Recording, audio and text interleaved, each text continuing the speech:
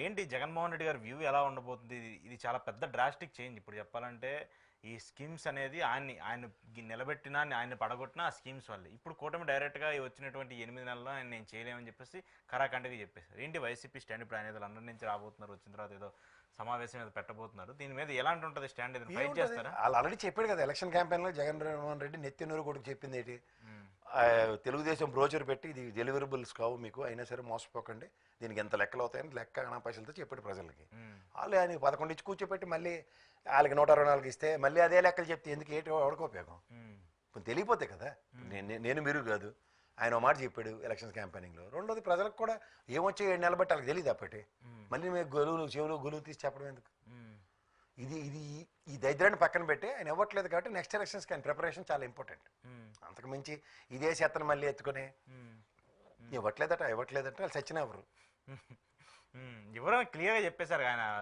ఎవరండి? State situations అన్ని చూపించాడు కదా సార్. మీకు మళ్ళీ చెప్తున్నాను, వాళ్ళు కేవలం మసిపూచి మారేడికాయ చేసి మభ్య పెట్టి మనకు ఎలక్షన్ చేశారు. ఎలక్షన్ అయితే ఇప్పుడు నేను ఒక విషయం చెప్పదలుచుకున్నాను. ఈ ఎలక్షన్ కమిషన్ ఏడు చేస్తున్నారండి. ఇప్పుడు నాకు తెలిసి CBI, ED, next IT department, అలా ప్రతిదానికి ఒక స్వతంత్ర ప్రతిపత్తి ఉంది. ఈ ఎలక్షన్ కమిషన్ వాళ్ళకి ఏం పాటు ఉంటుంది? వరుసగా 10 మందిని కూర్చోబెట్టి ఒక చొక్కెట్టు, ఒక సంతకం పెట్టు, ఈడ ఏజెంట్ గడికి చదివి విడిపిస్తాడు, ఈడేనా ఆడేనా అని. వీళ్ళు ఈ దరిద్రకోట ఎలక్షన్ కమిషన్ ఈ యొక్క ప్రక్షాళన ఎప్పుడైతే జరగదోనండి, వాళ్ళు ఏం చేయాలంటే ఇప్పుడు ఎలక్షన్ ఎఫిడవిట్ పెడతారు కదా, ఇందులో ఏంటి వీడికి కేసులోనే తక్కువనే, మా మొహానికి ఆ దరిద్రం అనవసరం, వాడికి ఎన్ని కేసులోనే అసలు నువ్వు ఈ మొహానికి ఆయన కన్సిడర్ చేసి నిలబెట్టి ఉంటేనే మా దరిద్రానికి అది నిరసనం అని అర్థం. నీ చేతనైతే 3 టర్మ్ల ఎలక్షన్స్ బట్టి ఒక ఎమ్మెల్యే ఫోటో పెట్టి ఈ 5 ఏళ్ళు వీడు ఉద్ధరించి ఊళ్ళేళ్ళింది నియోజకవర్గంకి పనులు చెత్త చెదరం రాయి, ఇంకొక 5 ఏళ్ళు ఇంకోటి పరిపాలించాలి, 3 టర్ములు డిస్ప్లే చేసి మాకు ఒక ఆప్షన్ ఈ ముగ్గురులో ఒకరిని ఎన్నుకోవడానికి. మీకు అర్థమవుతుందా? ఒక ఎంపీ లాట్స్ కానీ లేదంటే అసెంబ్లీలో ఏదో మాట్లాడి ఆ నియోజకవర్గం ₹1 అర్ధ తెచ్చి తగలాట ఉదంతాలు ఉంటాయి కదా గత 5 ఏళ్ళు 10 ఏళ్ళు 15 ఏళ్ళు పెట్టి, దాని మీద ఒక ట్రాక్ రికార్డ్ చూసి మేము డిసైడ్ చేసుకుని వీడితో కావట్లేదు, వీడితో అయ్యింది, ఈ లీడ్ బెటర్ కాస్త వాళ్ళు అప్పుడు 3 ఏళ్ళ క్రితం గెలిపించిన 2 కాలువలు వేసాడు, 2 దీపాలు ఎట్టాడు, వీడికి ఒక పార్క్ కట్టాడు బాబు అని ఎవడో చూసి ఆ కంపారిజన్లో వేయడానికి ఉంటుంది. ఆడెవడో తెలియదు, వాడు ఏడు చేసాడో ఎవరికి తెలియదు. మా నియోజకవర్గం అలాగే అభివృద్ధి చెందకుండా అలాగే ఉందండి. దేశం కూడా అంతే కదా. మనం చిన్నప్పుడు ఏడు చదువుకున్నాండి, అభివృద్ధి చెందుతూ ఉన్న దేశం అంటే మనం చెందుతూనే ఉన్నాం, అభివృద్ధి చెందుతూనే ఉన్నాం. కారణం ఈ చేతకాని ససవ ఎలక్షన్ కమిషన్. ఎందుకంటే వీడు మనకు నిజాలు చెప్పరు, వీడు ఏంటంటే గుడ్డె చీల్లో పన్నట్టు దిక్కుమాల ఎలక్షన్ కండక్ట్ చేసి మన మొహన్న రిజల్ట్ అవుతారు. ఎందుకంటే అవన్నీ తప్పులు తడక, ఫామ్ 20 టాలీ అవ్వదు, ఆ స్లిప్పులు ఏంటో తెలియదు అని చెప్పి పెట్టకవలని వినుకొని కూర్చోవాలి. జడ్డి మాలోకల్లా ప్రజలు జడ్డి మాలోకలు తిరిగి ఇప్పుడు 5 ఏళ్ళు మేనిఫెస్టో ఉంది సార్, వీడు అడగలేడు. తమాషాలుగా ఉందా మీకు? ఏటర్ నువ్వు మేనిఫెస్టోలో పెట్టున్నారు గల్లా పట్టుకోద్దు. ఎలక్షన్ కమిషన్ నీకు రైట్ ఉంది కదా, స్వతంత్ర ప్రభుత్వం దేనికి ఇచ్చారు? ఇది పెట్టు. నేనైతే 3 బడ్జెట్లు చూసాను, ఐఏఎస్లే కదా వాళ్ళు కూడా. 3 బడ్జెట్లు చూసా, ఎంత ఖర్చు ఎంత అయింది ఎంత వచ్చింది, నువ్వు ఈ దీనికి ఎంత ఖర్చు అవుతుంది, ఏ ప్రాతిపదిక మీరు పెట్టావు? ఫస్ట్ ఎక్స్చెక్కర్ని అడగాలి కదా, అడగాలి. Point right. దీనికి ఒక అప్రూవల్ కావాలి కదా. ఇది అనౌన్స్ చేస్తాండి, ఇది అవుతుందా అవుదా, అది ఎవడైనా ఉన్నాయండి, అవుతుందా అవుదా ప్రాక్టికాలిటీ అది చెప్పాలి కదా ప్రజలకి. దేనికి ఉన్నాడు అక్కడ? బుద్ధభవన్లో తపస్సు చేసుకోవడానికి ఇక్కడ కూర్చుని యాక్సెప్ట్ చేయకూడదు కదా, రైట్ ఉంది ఉంటది. లేకుండా ఎలా ఉంటుంది? ఏమీ లేకుండా ఎందుకు ఈ ప్రజాస్వామ్యం ఎలాగెందుకుంది? ఇప్పుడు మనం అభివృద్ధి చెందుతూ ఉన్న దేశమే కదా సార్. కారణం ఈ రాజకీయ వ్యవస్థతో మనం మోసపోయి వస్తున్నాం అనే కదా సంవత్సరాల తరబడి మనం మాట్లాడుకుంటుంది. దీనికి ఎక్కడో దగ్గర బ్రేక్ ఈవెన్ ఉండాలి కదా. ప్రతిసారి మనం వెళ్ళి చొక్కెట్టించుకోవడం, అలా అడిగేసానంటే ఆడేది ఈడీని ఎత్తుక్కుని సావడమే కదా. పందా మార్చొచ్చు కదా. మాన్బోర్డు శాసనం గారే కదా ఒకసారి చేశారు ఒక విప్లవం. అలాంటి విప్లవాలు తేడానికి ఏమో దేనికి ఇంకా ఒక ఇండిపెండెన్స్ స్వతంత్రం ఎవరిని పరిస్థితి అలాంటి పరిస్థితి కూడా లేదు. లేదు కాదు, మనం ప్రజలుగా మనం తిరగబడక ఏంద్ర ఇదని అలా రోజు ప్రపంచంలో ఎలక్షన్ కమిషన్ ఈవీఎంలు శవయాత్రలు అమరావతిలోనే అక్కడ మహారాష్ట్రలో చేసుకొని తిరగబడ్డారు. అలా కాకుండా ఎలక్షన్ కమిషన్ దగ్గర కూర్చుని ఎలక్షన్స్ ముందు ప్రజలు ఈ కథా కమిషన్ గత 3 ఏళ్ళవి పెట్టు. ఎవరు మాట్లాడతారు? ప్రతిపక్షంలో వాళ్ళు మాట్లాడాలి. మళ్ళీ ఆలే కదా. రాజకీయ నాయకులను ముసుగులు తీయండి, ఫస్ట్ ప్రజలు అడగవలసింది. ప్రజలు వచ్చి బయటకు వచ్చి కొట్లాడేంత వాళ్ళకు ఉంటుందా? ఉండాలండి. అప్పుడు వీళ్ళు ఉన్నారు కదా ఖాళీగా తిరుక్కుని ఉద్యమాలు చేసి సాల్వా బ్యాచ్లు వాళ్ళు ఉంటారు కదా, ఇలాంటి వాటిలో ఎవరు రిసలు తెమ్మనండి. ఓకే, విన్నాం కదా సోది కబుర్లు విన్నాళ్ళు బట్టి రాష్ట్రాలు అడగొట్టినప్పుడు సోది అన్నాం, రాష్ట్రం విడిపోయిన తర్వాత రాష్ట్రానికి రాబోతుంది ఏటి రావట్లేదని సోది అన్నాం కదా. కనీసం ప్రక్షాళించుకుందాం మనం వ్యవస్థల్ని, ముందడికి ఏంటి ఎవరో ఒకళ్ళు. ఏముంది బయటకు వస్తే కేసులు సామాన్య ప్రజల మీద ఏమవుతాయి సార్, ఏం సార్ జర్నలిస్టుల మీద ఉద్యమాలు చేయకుండా కేసులు పెట్టకుండా ప్రజాస్వామ్య రక్షణలు ఎక్కడ జరగలే. ప్రజల పక్షాన ఉన్నప్పుడు కొన్నిటికి మనం అతీతం అవ్వాలి. కాకపోతే ఎప్పటికీ మనం భారతదేశం ఎప్పుడు అభివృద్ధి చెందుతున్న దేశంగానే చదువుకుంటూ కూర్చోవాలి. ఈ వ్యవస్థలు వరకు మనల్ని పరిరక్షిస్తున్నాయన్న భ్రమల్లో కూర్చుంటే అటానమస్ బాడీలుగా కొన్ని ఉన్నవి వాటి ఇండిపెండెన్సీని బయటకు ఎప్పుడైతే ప్రదర్శించట్లేదో చాలా ఇబ్బందులు ఉంటాయి. ఇప్పుడు అటానమస్ బాడీలో ట్రాన్స్పరెన్సీ ఉందా అసలు? ఉండాలండి, ట్రాన్స్పరెన్సీ లేదు అన్నారు, ఉందా? ఉంది, ఉండదు, చేయకపోతే మనం ఏం చేస్తాం? ఇప్పుడు మనకి ఇలాంటి దేశంలో శాసన్ గారు ఇలాంటి మహానుభావుడు పుట్టలేదా, ఆయన ప్రక్షాళించలేదా? ఆ తర్వాత మళ్ళీ పొలిటికల్ పార్టీస్కి ఈల్డ్ అయింది ఎలక్షన్ కమిషన్.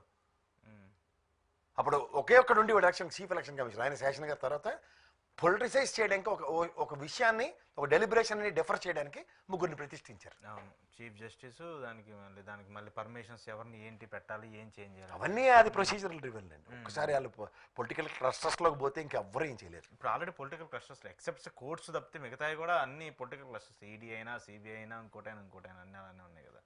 అదే గౌరవ సుప్రీంకోర్టే ముట్టుకెళ్ళేస్తుంది. సుప్రీంకోర్టును కూడా మళ్ళీ ఖండిస్తూ కొన్ని మీడియా ఛానల్స్లో మాట్లాడే కూడా వస్తాయి. సో కంక్లూడ్ చేస్తూ టీటీడీ నిన్న ఒక జర్నలిస్టులకు సంబంధించి కొంతమంది మీద కేసులు పెట్టింది ప్రసాద్ గారు.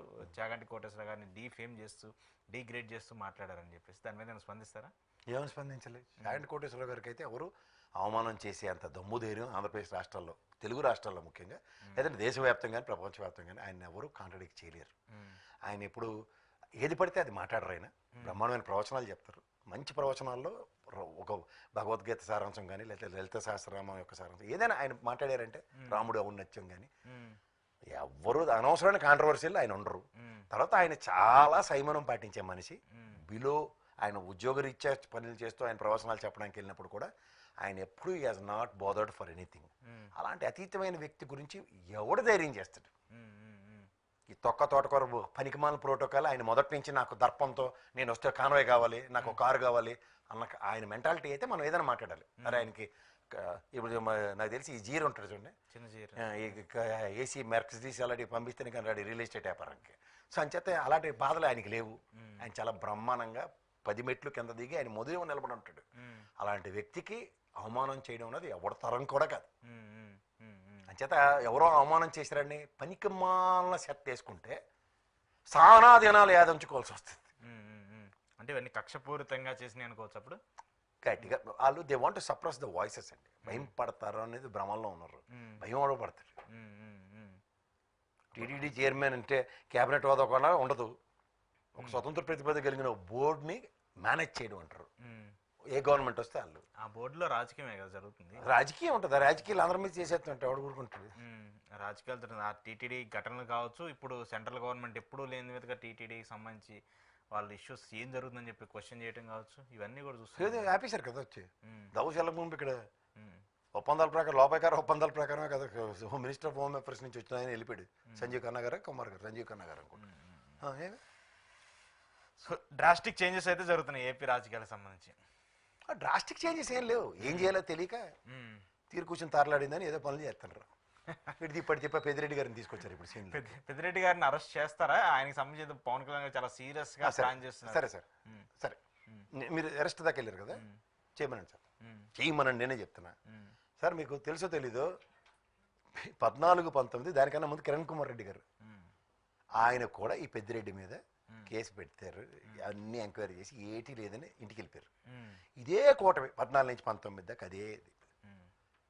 ఇప్పుడు ఏంటి కొత్త కథ ఏంటంటే జనసేన పవన్ కళ్యాణ్ గారు లెటర్లతో, అంటే పవన్ కళ్యాణ్ గారు నేను వినలేదు కానీ ఆయన మాట్లాడలేదు కానీ ఈ జనసేనలు కొత్తగా డిబేట్లో మాట్లాడుతుంది ఏంటంటే నిన్న మొన్న మాకు ఈ పంచాయతీలు ఉంటాయి కదా, ఇటు అటు ఫారెస్ట్ ల్యాండ్ ఉంటే మధ్యలో ఈ ల్యాండ్ ఎలాగుందో పెద్ద ప్రశ్న. 1968లోనే దాని ఏటైందో దాని కథ తెలుసు. నేను మళ్ళీ చెప్తున్నాను సార్, 2 ఎంక్వైరీ కమిటీలు సారాంశం శూన్యం. ఇప్పుడు ఏంటంటే మొన్న సజ్జలవల మీద వెళ్ళారు, వాళ్ళ తమ్ముడు ఏదో ఫారెస్ట్ ల్యాండ్ అని, ఏటైంది? ఏటీ లేదు. వీళ్ళు 2 రోజులు కాలక్షేపం చేయాలి. ఈ నెలకి కొత్త నెలకి కొత్త పథకం రావాలి. ఈ వాట్సాప్ గవర్నెన్స్ మొదలవుతుంది కదా, దాని సాధక బాధకాలు నెక్స్ట్ మంత్ అంతా ఆడుకుంటారు. ఇప్పుడు ప్రజెంట్ ఏంటంటే ఇది ఫస్ట్ ఏంటంటే పెద్దిరెడ్డి మీద ఎట్టారు. పెద్దిరెడ్డి గారికి గురించి ఎవరికి తెలిసినా తెలియపోయినా నాకు తెలిసిన ఒక విషయం చెప్తా. మీకు రాయలసీమలో రెడ్డి కల్చర్ కదా, రెడ్డి అన్నది ఒక వీటో బలంగా పవర్ ఉండి దగ్గర గట్టిగా ఉంది. రాజశేఖర రెడ్డి గారే అనుకుందాం. మీకు మళ్ళీ చెప్తున్నా, రాజశేఖర రెడ్డి గారిని నిలువరించడానికి ఒక గేమ్ చంద్రబాబు నాయుడు గారికి స్టార్ట్ చేసింది ఏంటంటే, చిత్తూరు రెడ్లు రాయలసీమ రెడ్ల కింద బైఫర్కేషన్ వచ్చింది. కడప దాటిన కాడి నుంచి ఉందంతా చిత్తూరు మళ్ళీ. అప్పటి నుంచి స్టార్ట్ అయింది అమ్మనాడు మీ బ్రేక్. యువతల కిరణ్ కుమార్ రెడ్డి గారికి కూడా చొక్కలు చూపించిన ధీరుడు అంటే పెద్దిరెడ్డి, రాజశేఖర రెడ్డి గారికి కూడా కంట్లో నలుసు టైప్లో ఉన్నాడు. వాళ్ళ అబ్బాయి ఆర్ఎస్ఎస్ బ్యాక్గ్రౌండ్, మంచి సమయంలో ఏవన్ కాంట్రాక్టర్ దేశవ్యాప్తంగా ఆయనకున్న సత్సంబంధాలతో ఇవాళ ఒక డైలాగ్ ఓపెన్ అయ్యి జగన్మోహన్ రెడ్డి గారితో వీళ్ళు ఎలానే ముందుకెళ్తున్నారు. ఇది రాజకీయ క్షేత్రంలో పెద్దిరెడ్డి గారిని ప్రతిష్ఠించిన కర్త కర్మక్రియ చంద్రబాబు నాయుడు గారికి దక్కుద్ది. సో అలాంటి నేపథ్యంలో ఆయన మీద ఏదో చర్యలు ప్రతి చర్యలు ఊహకు అందనివి నేనైతే ఊహించుకోను కూడా. ఇది ఒక కేవలం ఒక టెంపరీ రిలీఫ్ కోసం చేస్తున్నాను ఒక గేమ్. ఇది దావోస్ది ఇలాంటివి ఎక్కడ చర్చనీయాంశాలు అవ్వకుండా ఇప్పుడు పెద్దిరెడ్డిని తెచ్చారు దీనిలోకి. రైట్, చూద్దాం మరి దానికి సంబంధించి కాన్సిక్వెన్సెస్ ఎలా ఉంటాయి. Thank you. ఏముండవు, ఉంటాయని అరవడపడ్డవే తప్ప. ఏమో ఉండొచ్చేమో, ఎవరో తెలుసు. చంద్రబాబు నాయుడు గారు అరెస్ట్ చేస్తారు అనుకున్నారు అప్పుడు. ఏంటి చంద్రబాబు నాయుడు గారు అరెస్ట్ అంటే ఇన్వర్టబుల్ సిచ్యువేషన్స్. ఇప్పుడు నిన్న అలా పేపర్ అనుకుంటారు ఏంటి, ఇప్పుడు సిఐడి అధికారులను మార్చేసి వీళ్ళు నచ్చిన రిపోర్ట్లు రాయించుకుంటారు. మరి అప్పుడు ఏంటి చేశారన్నది ప్రశ్న అవుతుంది. అలాగే అలాంటి కాంట్రవర్షియల్ స్టేట్మెంట్స్ కాకుండా జనరలైజ్ చేసినప్పుడు గత ఇప్పుడు అన్నదాన్ని ఒక్కసారి వెనక్కి వెళ్ళి ముందుకు వెళ్తే, ఇది ఇక్కడ అదేంటి కలెక్టర్ ఆఫీస్ మదనపల్లిలో తగలెట్టిన కానీ నుంచి ఇదే పంచాయతీ. అవుట్కమ్ ఏది? మెయిన్ రెస్పాన్స్ రావట్లేదు. ఏం జరిగింది సార్? ఒకటి సిస్టంలో సిస్టమేటిక్గా వెళ్ళే వాళ్ళు చాలామంది ఉంటారు, సిస్టంతో ఆడుకునే వాళ్ళు చాలామంది ఉంటారు. ఇవన్నీ ఒక తాను పీసులే. ఇప్పుడు ఇందాకేంది బయలుదేని గారిది మీ గ్యాప్ కొందా, ఇలాగే ఫారెస్ట్ ల్యాండ్లు ఆక్రమించేసాడు, అమ్మో చంపేశాడు, పొడిచేసాడు, పత్తాలకి టార్గెట్ పెట్టేశాడు, నిన్ను చెప్పేశారు. జనసేనలో జాయిన్ ఏది కేసు ఏది? లాస్ట్ 5 ఏళ్ళు అదే ఆడవాడు కదా ఆయన వెళ్ళాడు కదా. ఇప్పుడు ఇప్పుడు ఆయన 5 ఏళ్ల పాటు ఆయన మీద ఏమి ఉండదు, జనసేనలో చేరాడు. ఎందుకు ఈ టపాచిపుత్రులు కబుర్లు? ఇప్పుడు ఏంది, ఇప్పుడు పార్టీలు ఎందుకు మారుతారు? ఈ కేసుల నుంచి తప్పించుకోవడానికేనా? ఎవడు మారుతాడండి? ఎవడు మారేది? చాలా మంది బాలినేని గారు ఇప్పుడు ఎందుకు మారారు?